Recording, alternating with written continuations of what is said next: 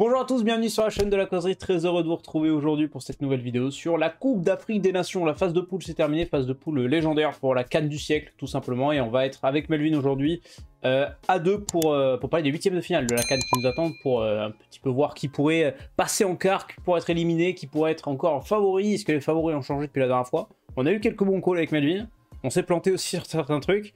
Comment il va? Bah, très bien, écoute. On peut pas avoir toujours raison. C'est vrai. Donc, mais je trouve que globalement, par rapport à ce qu'on a dit que la première vidéo, on n'a pas été très loin de la vérité pour tout le monde. Bon, on se retrouve du coup avec cette tier list pour désigner nos vainqueurs des huitièmes de finale. On va commencer tout de suite par le premier qui a lieu ce samedi à 16h ou 17h, je crois, je ne sais plus exactement l'heure. C'est Namibie-Angola. Deux équipes un peu surprises, puisque l'Angola a fini premier de son groupe, le groupe de l'Algérie, du Burkina Faso et de la Mauritanie. Surprenante Angola qui a quand même marqué 6 buts sur 3 matchs et qui n'a pas perdu. Et la Namibie qui, grâce à sa victoire contre la Tunisie notamment, et un match nul au dernier match contre le Mali, va aller chercher pour la première fois de son histoire un huitième de finale de Coupe d'Afrique des Nations.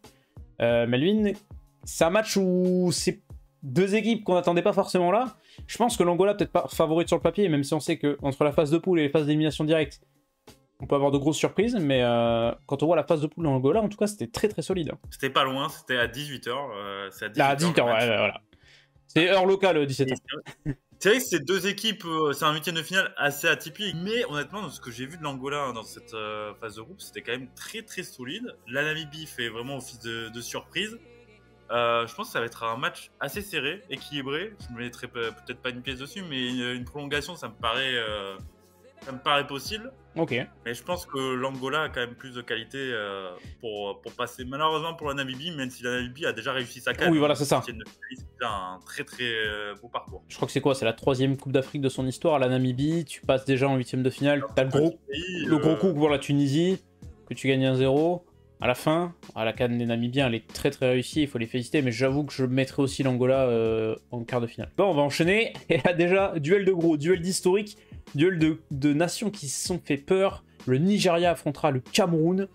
Nigeria qui finalement a validé sa qualification dans ce groupe A en terminant deuxième, après une victoire contre la Côte d'Ivoire lors de la seconde journée et une victoire contre la Guinée-Bissau. 7 points pour le Nigeria qui finit deuxième, et puis derrière le Cameroun. Qui, pareil, a terminé deuxième grâce à une victoire contre la Guinée lors de la dernière journée, si je dis pas... Non, contre la Gambie, pardon. Contre la Gambie, c'est match nul contre la Guinée, pardon. Et ce Cameroun-là, donc, il va avec beaucoup d'incertitudes. Tu te dis que peut-être les cartes seront battues. Le Cameroun qui est vraiment passé par un petit trou de souris pour passer.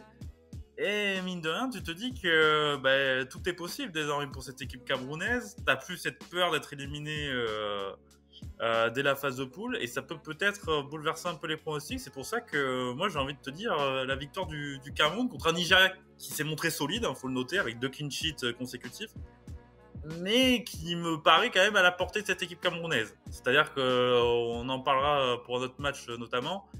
Pour moi il n'y a pas non plus une énorme différence, donc moi mon pronostic ça serait la victoire du Cameroun passera en quart de finale. Les Lions indomptables à l'orgueil un petit peu, je pense, parce qu'ils se sont fait peur sur cette phase de poule. Ils n'ont pas montré non plus beaucoup de certitude, notamment contre le Sénégal où ça a été très compliqué.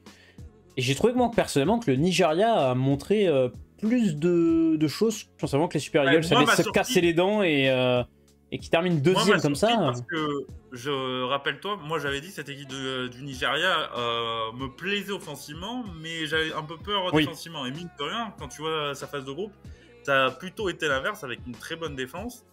Donc ça m'a un peu surpris. Mais là, attention, face à une équipe camerounaise qui honnêtement, alors c'est facile à dire, mais pour moi pratiquement rien à perdre, puisqu'elle est passée vraiment à la limite de la correction en phase de groupe. Je me dis que face à une équipe camerounaise dépourvue un peu de pression, ça pourrait découpiller dans le mauvais sens pour le Nigeria. Eh ben écoute, on te fait confiance et on va mettre que c'est le Cameroun qui passe. C'est quoi, tu prends la responsabilité, je te la donne, c'est cadeau. Ce Cameroun et ce Nigeria qui est déjà un choc entre deux grosses nations africaines. Et ça va être assez intéressant. Ça va être samedi lui aussi, mais c'est à 21h celui-là. Donc on va pouvoir enchaîner avec celui du dimanche. Un derby, Guinée équatoriale, Guinée. La Guinée équatoriale qui est peut-être l'équipe vraiment surprise. Avec le Cap-Vert, je pense qu'ils sont les deux grosses surprises parce que la Guinée équatoriale a terminé tout simplement premier de son groupe, invaincu, avec un Nsoué qui est juste injouable meilleur buteur de cette Coupe d'Afrique des Nations. Et ils ont tout simplement voilà, humilié la Côte d'Ivoire chez eux. Ils ont fait le travail contre la Guinée-Bissau. Ils ont accroché le Nigeria de la première journée. Ah, c'est une équipe qui est vraiment pas simple à manœuvrer, qui est quart de finaliste lors de la dernière CAN si je dis pas de bêtises, et qui va affronter une Guinée qui... Ah, j'en attendais un peu plus moi dans ce groupe du Sénégal et du Cameroun pour la Guinée de Serhou Guirassy. Cette équipe de la Guinée équatoriale, franchement, c'est avec le Cap-Vert, l'une des équipes qui avait le football le plus abouti dans cette phase euro. C'est très très intéressant, beaucoup de complémentarité notamment devant. Donc honnêtement, j'ai envie de voir je pense que cette équipe peut poursuivre son parcours. Ça sera un match très serré. Tu vois, et je serais même à la limite de te dire que ça peut se jouer au tir au but. S'il y avait un match, ça peut jouer au tir au but. C'est un derby en plus, ça sera très accroché. Je pense que s'il y a un des matchs en tout cas à ne surtout pas manquer, c'est celui-là. Ouais, c'est vrai que là, pour le coup, je pense que ça va être très très serré. Et une séance de tir au but, une première dans cette CAN, c'est vrai que Nigeria Cameroun peut t'en offrir une belle, mais alors celle-là, je pense qu'elle peut être sous tension aussi, ça peut être très très sympathique. À noter, point de vue touristique, j'ai regardé les photos de la Guinée équatoriale, ça a l'air incroyable comme pays à visiter, ça a l'air trop beau. Ça c'est le point de vue touriste qui n'a rien à voir avec le football, mais ça a l'air très très beau comme pays. République démocratique du Congo contre l'Egypte. Alors là, on a tout simplement deux équipes qui n'ont pas gagné un match sur cette Coupe d'Afrique des Nations, qui ont fait 3 matchs nuls. Donc il y a une série qui va tomber, puisque t'es obligé de gagner pour passer, à moins qu'ils aillent au tir au but et que du coup ils ne gagnent pas dans les 90 minutes. Ça serait magnifique. Mais une RDC qui a montré beaucoup de bonnes choses, je trouve, offensivement, mais qui a manqué cruellement de réalisme sur tous ces matchs. Ils avaient l'occasion, ils doivent gagner le premier match contre la Zambie, mais ils tirent, je crois qu'ils ont dû cadrer 3 fois sur 18 tentés. Contre le Maroc, ils ont les opportunités pour passer devant, notamment le penalty de Cédric Bakambu qu'ils ratent. Et dernier match contre la Tanzanie, pareil, ils ont des occasions. L'Egypte, elle, je trouve, a beaucoup déçu dans cette CAN, dans cette phase de poule en tout cas. Contre-performance contre la Mauritanie, contre la Mozambique, pardon, excusez-moi, de partout, alors que tu menais 2-0. Tu ne gagnes pas contre le Ghana, tu as un scénario fou dans la dernière journée contre le Cap-Vert, où tu t'es mis quand même à douter. Je peux rejoindre dans les dernières secondes. C'est ça, donc honnêtement, ce République démocratique du Congo, Égypte, je sais vraiment pas qui peut sortir du lot, parce que c'est deux équipes qui ont montré des choses, mais qui ont montré aussi des failles. Hein. Et c'est deux équipes qui ont l'allure un petit peu. Alors, je sais pas si ça va évoquer un souvenir d'un Paraguay 2011 lors de la Copa América. Ils n'avaient pas gagné un match. Et je crois qu'ils ont gagné soit au tir au but ou la finale, ils gagnent enfin un match. Mais sinon, c'était que des matchs nuls, dont des séances de tir au but en phase d'élimination directe. Ces deux équipes m'évoquent un peu ça. C'est-à-dire, tu te dis, c'est assez faible, mais mine de rien, ça peut avancer. Ouais. L'Egypte, il y a quand même l'absence préjudicielle de Mohamed Salah. Après, il y a Gabaski qui revient dans les buts. Attention, Gabaski Prime, retour 2021 où le mec était un ovni. On sait jamais. Tu te dis que, alors offensivement, cette équipe égyptienne, honnêtement, sans Mohamed Salah, c'est très très compliqué. Oui. C'est-à-dire que c'est vraiment le dépositeur du jeu et tout passe par lui. Donc c'est ça qui m'inquiète un peu pour cette équipe égyptienne.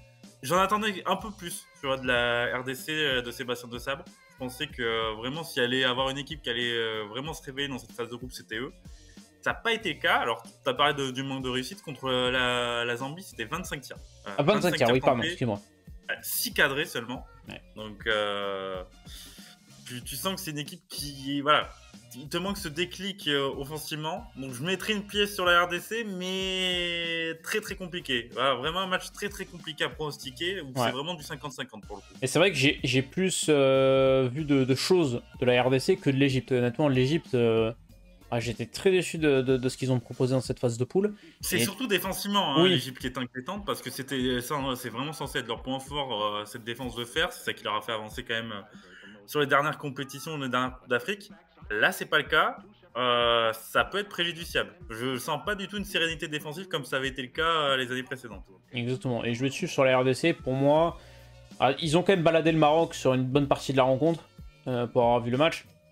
Donc tu te dis, contre l'Egypte, ils peuvent reproduire ça. Maintenant, il faut marquer pour la RDC et il faut pas encaisser. C'est un match qui peut complètement se jouer au tir au but. Là, on a 3 matchs sur les 3 dernières affiches qui peuvent se jouer au tir au but. Voilà.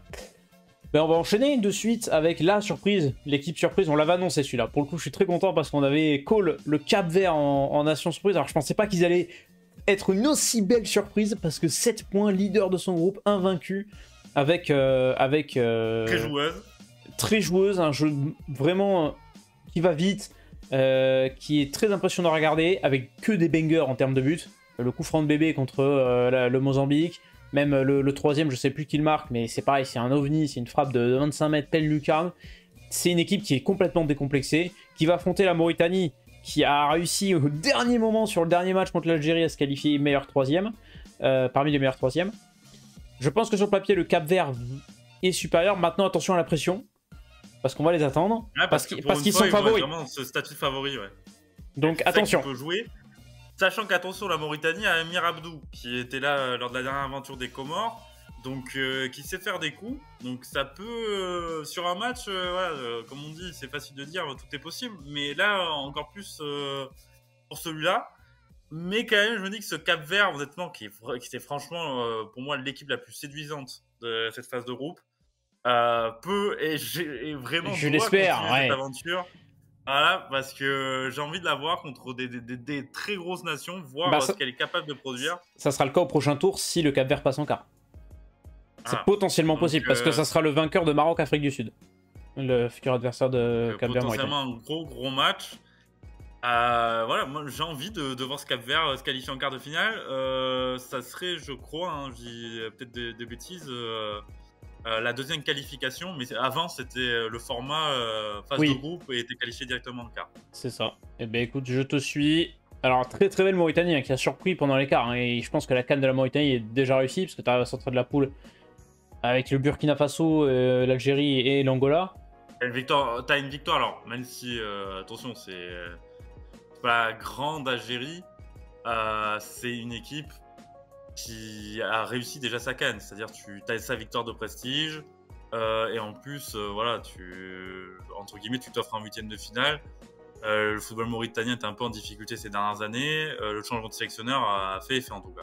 Exactement. Alors, on va passer à un autre gros choc du continent. L'affiche pour moi. C'est peut-être sûrement, oui, l'affiche de ce 8e de finale, celle qui va poser énormément de questions. Le Sénégal affrontera la Côte d'Ivoire. La Côte d'Ivoire qui s'est fait extrêmement peur sur cette phase de poule, qui a été éliminée quasiment sur un miracle, puisque c'est la Zambie qui a perdu contre le Maroc, qui permet à la Côte d'Ivoire de figurer parmi les meilleurs troisièmes après une humiliation subie à domicile par les Ivoiriens. 4-0 concédé contre la Guinée équatoriale. Jean-Louis Gasset a été licencié, donc ce ne sera Emers Faé sur le banc, l'ancien joueur de Nice notamment, ancien sélectionneur des jeunes de la Côte d'Ivoire qui était parmi le staff de Jean-Louis Gasset. Et face à elle, bah, c'est le Sénégal, 3 matchs, 3 victoires, 9 points. Duel des extrêmes. Duel des extrêmes. On s'est un peu trompé sur l'analyse du Sénégal quand on a parlé, parce que là, ils ont complètement assumé leur statut de favori, de champion en titre, et pour l'instant, ils ne montrent pas beaucoup de failles, ce Sénégal-là, et ces Lions de la Teranga, c'est huilé, ça marche super bien. Et en fait, moi, je vois deux scénarios possibles.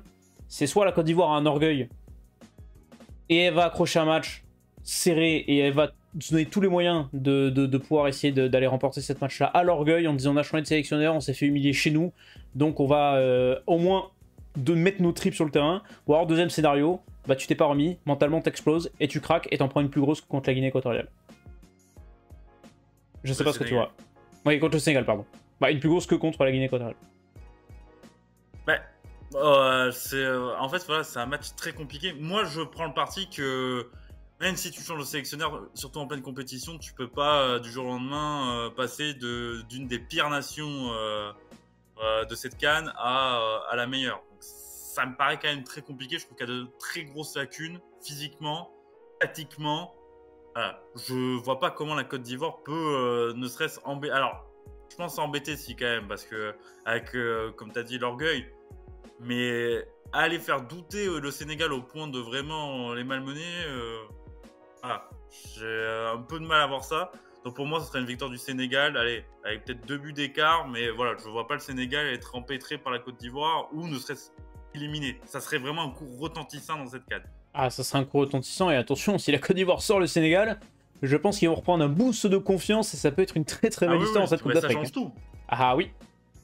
Mais moi j'ai peur que ça soit à l'inverse, c'est que le Sénégal enfonce. Elle a Il y a aimé tellement de enfonce. failles, et Ouais. quand tu vois les conditions de départ de Jean-Louis Gasset, c'est-à-dire que ils se sont mis d'accord parce que Jean-Louis Gasset estimait que pour leur donner une chance de pouvoir continuer l'aventure. À partir de là, tu te dis qu'il y avait vraiment des gros problèmes mentalement. On a bien vu la façon dont comment elle s'est effondrée cette équipe. Pour moi, je vois pas comment en 4-5 jours tu peux tout changer, avoir vraiment un état d'esprit de compétiteur, de guerrier, et d'aller sur 90 minutes voire plus aller bousculer le Sénégal pour les éliminer. Mais écoute, on verra ça. Et puis on va passer au match suivant. Avant-dernier, 8ème de finale de cette Coupe Duel d'Afrique des d'outsider. Nations 2024. Duel d'outsider. Le Mali défie le Burkina Faso. Un Mali que j'ai trouvé plutôt convaincant. De nul une victoire dans cette phase de groupe. Avec une poule qui pouvait être piégeuse. Alors, ils sont donc bien sortis. Leader de sa poule, 5 points. Le Burkina Faso a eu un peu plus de mal. 4 points, deuxième de sa poule. A perdu le dernier match contre l'Angola, si je dis pas de bêtises, 2-0. J'ai trouvé un peu plus de carence du côté du Burkina Faso que du côté des aigles maliens. Un peu plus décevant les étalons. Donc je mettrais peut-être une pièce sur le Mali, en tout cas vu la physionomie des phases de groupe. Ouais, mais là aussi, on parlait tout à l'heure d'Égypte RDC, c'est vraiment sur le papier vraiment du 50-50 pour moi entre ces deux équipes. Deux équipes qui sont quand même habituées à jouer les phases à élimination directe quand même, faut le noter. À chaque fois, le Mali, on se dit, ouais, ça peut être l'année pour faire un joli coup, et finalement, ça déçoit. Donc, t'as toujours ce palier à franchir, en fait, pour le Mali. Voilà. Attention à pas se heurter à ce premier obstacle burkinabé. Mais oui, sur le papier, cette équipe malienne me paraît avoir plus de garanties de poursuivre l'aventure que le Burkina Faso. Je mettrais peut-être une petite pièce sur le Mali, avantage Mali, je dirais 55-45 pour Mali. Sur la rencontre. Et j'avoue que je ne sais pas trop... Ça peut aller en prolongation ce match. C'est ça, il y a beaucoup de matchs qui sont très serrés, c'est très difficile de pronostiquer ces huitièmes de finale. Dernier huitième de finale, le Maroc contre l'Afrique du Sud. Alors attention au piège pour le Maroc parce que, bon, pour le coup, j'ai regardé tous les matchs, étant un énorme suiveur du Maroc évidemment. Il y a une nation qui fait corps quand même, un groupe qui, tu sens qu'il est lié, que les mecs vont se dépecer les uns pour les autres parce que, bon, il y a eu le cas avec Olivier Regragui contre la RDC qui a été suspendu, il sera pas là sur le banc. J'ai vu quelques carences sur le terrain et j'ai surtout vu un Maroc qui tombe dans un faux rythme pendant ces matchs-là, qui instaure un espèce de faux rythme machin et qui laisse en fait l'adversaire avoir des opportunités. On l'a vu contre le Congo, on l'a vu contre la Zambie parce qu'ils ont eu des occasions, les Zambiens. Et donc attention à cette Afrique du Sud qui, j'ai trouvé, était plutôt une belle surprise dans cette Coupe d'Afrique. Et je m'attendais pas à voir une Afrique du Sud à ce niveau-là. Franchement, ça faisait très longtemps que l'Afrique du Sud participait plus au CAN. Là, très clairement, ils ont fait une très belle CAN. Beaucoup de joueurs locaux, faut le noter. Je pense que c'est l'une des équipes de mémoire, l'Afrique du Sud. Je suis même pas sûr qu'il y ait un joueur étranger. Enfin, qui joue dans le championnat étranger. Je crois qu'il y en a un ou deux, mais alors j'ai fait ça de mémoire. C'est l'une des équipes les plus locales en tout cas. C'est ça. Donc ils se connaissent très bien. Et attention, comme tu l'as dit, aux Marocains de ne pas tomber sur ce faux rythme. Je pense que dans l'histoire marocaine, tu te dis, faut quand même faire attention. Moi, je rappelle la CAN 2019 avec cette élimination contre le Bénin, on tire au but. 2021 face au Malawi, t'es mené pratiquement 1-0 la mi-temps. Donc attention justement à pas négliger la valeur sud-africaine. Mais voilà, pour moi, le Maroc, on va en parler tout à l'heure, mais reste toujours favori de cette CAN. Pour moi, le Maroc se doit de passer parce que le Maroc a un statut à assumer, parce que le Maroc doit avoir ses références en Coupe d'Afrique des Nations qu'il n'a pas finalement, parce que, excepté depuis la finale de 2004 perdue contre la Tunisie, le Maroc n'a pas de référence en Coupe d'Afrique des Nations. Donc c'est sûr qu'il va falloir passer. T'as même une histoire qui joue contre toi. Exactement. Mine de rien. Donc, et c'est typiquement le piège dans lequel un Maroc 2019-2021 serait tombé, l'Afrique du Sud. Donc attention à voir si ce Maroc 2023 a passé ce cap-là, ce palier-là de je ne tombe plus dans ce genre de piège et je passe en étant serein et en avançant parce que j'ai un statut de favori à assumer. Pour moi, il y a le Maroc qui, bien évidemment, pour moi, reste le favori de la compétition. Pour moi, voilà. Au vu de la phase de groupe, j'ai envie de mettre aussi le Sénégal. Parce que, mine de rien, je les attendais un petit peu plus en difficulté. Et franchement, c'est l'une des équipes qui a été mise le moins en difficulté parce qu'ils ont bien joué. Ils ont pris chaque adversaire, honnêtement, sans jouer dans un faux rythme. Donc j'ai envie de dire Maroc-Sénégal. Après voilà, derrière sur les équipes que j'ai vues, je vois pas en tout cas une équipe au-dessus des autres. Ouais, À part les deux que je viens de poser. Je suis assez d'accord avec toi. Moi, je vois bien. Ouais, je pense que le Sénégal a. On s'est trompé sur l'analyse du Sénégal. Voilà, faut avouer quand on s'est trompé. Mais ouais, je pense que c'est favori numéro 1. Je pense que sur cette phase de groupe, ils ont démontré. Attention, la partie de tableau, je sais pas si t'as. Je mettrai les tableaux à l'écran pour la vidéo, mais les parties de tableau sont assez, je trouve, inégales. C'est-à-dire que d'un côté, le Sénégal va affronter la Côte d'Ivoire et le vainqueur prendra le vainqueur de Mali-Burkina Faso en quart. Et dans cette même partie de tableau, t'as l'Egypte, t'as la RDC, t'as la Guinée équatoriale et t'as la Guinée. Donc c'est une partie de tableau qui est très compliquée, donc ça va être un chemin de croix hein, pour le Sénégal et qui va, s'ils vont au bout, l'auront bien mérité cette Coupe d'Afrique. De l'autre côté, t'as un Nigeria-Cameroun qui prendra le vainqueur d'Angola-Namibie et le vainqueur de Cap-Vert-Mauritanie affrontera le vainqueur de Maroc-Afrique du Sud. Donc c'est une partie de tableau, je dirais peut-être qui est un peu plus faible, mais avec des équipes un peu surprises. Voilà, faut se les taper, mais oui. Tu te dis quand même la voie pour le Maroc semble, en tout cas sur le papier, bien ouverte. Après, faut le faire sur le terrain, parce que c'est toujours facile à dire.